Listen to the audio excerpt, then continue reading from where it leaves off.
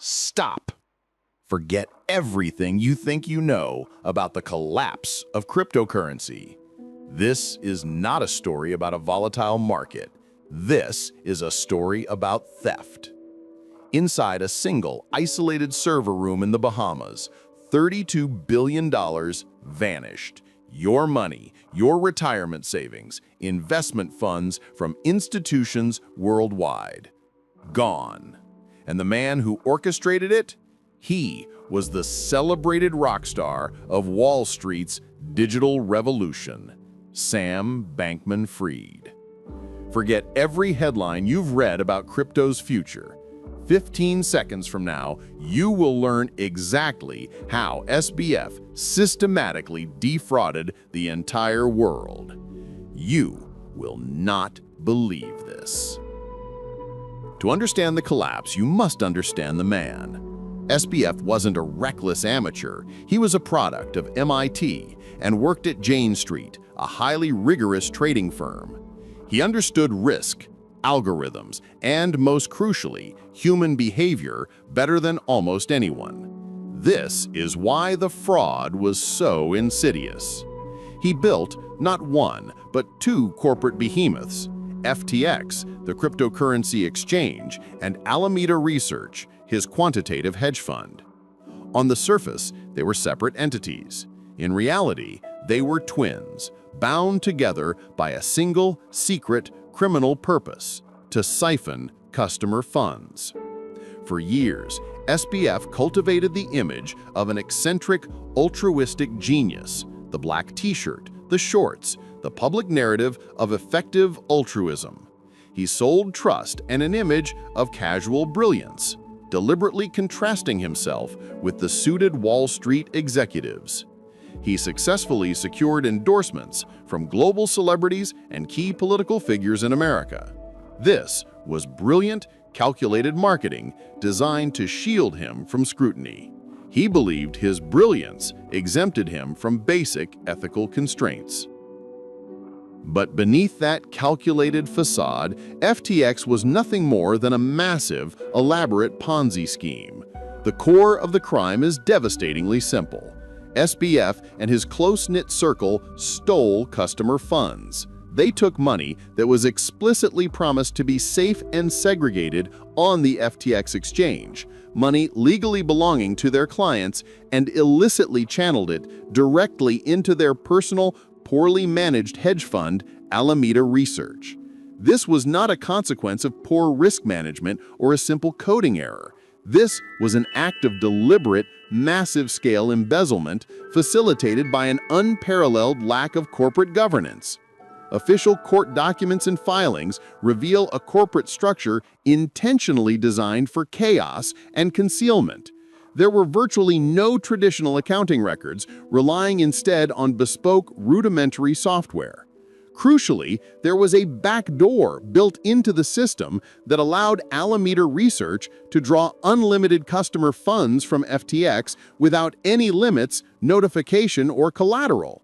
This was a privilege afforded to no other client. SBF did not merely mishandle customer assets, he actively undermined the very basis of financial trust. He weaponized the lack of regulation, treating customer money as his personal piggy bank. The scale of the theft was only matched by the scale of the attempted cover-up and influence. SBF used the billions in stolen funds not just to finance opulent properties in the Bahamas, but critically for massive political donations. He became one of the single largest political donors in the United States, pouring money into both major political parties. The intention was clear and criminal: to lobby governments to ensure he and his entities would be immune to regulatory oversight and enforcement. He was trying to buy immunity, and for a long time, it worked. The collapse wasn't triggered by external forces. It was triggered by a single news report questioning the opaque financials between Alameda and FTX, which led to a massive, unstoppable run on the bank. SBF, once a lauded figure, then panicked. The funds were gone. The money he promised was safe had been recklessly gambled and lost by Alameda. The victims of this spectacular scandal were far-reaching and diverse. It was not just sophisticated institutional investors who suffered. Thousands of ordinary retail investors, teachers, doctors, retirees, who believed in the promise of the digital future and SBF's public image, lost their life savings. People lost access to their homes and their future retirement plans, all due to the greed of one man. The emotional and financial devastation inflicted by the lie is truly incalculable. SBF's subsequent trial and conviction served as a painful, necessary reckoning, a stark reminder that in the frenzy of technology and the pursuit of hyper-speed wealth, law, ethics, and basic human honesty remain your only true safeguards. When the most powerful founders of a modern corporation violate that trust, the entire financial ecosystem inevitably collapses. The failure of FTX is the clearest evidence yet that rapid, unprecedented wealth accumulation is often built on fundamentally weak moral and ethical foundations, and that the consequences are borne by the people at the bottom. The total duration of the human suffering caused by the deception is a greater tragedy than the mere loss of $32 billion. This entire saga serves as a permanent, chilling warning to the entire investment world. This is the indelible lesson from the prophet Peril. Never trust the hype. Never delegate complete, unquestioned control over your assets to a charismatic individual, no matter how many celebrities endorse them or what prestigious institutions they attended. Sam Bankman-Fried, once hailed as a modern financial savior, is now the permanent international symbol of digital deception and corporate greed. The deception and scandal, however, continues.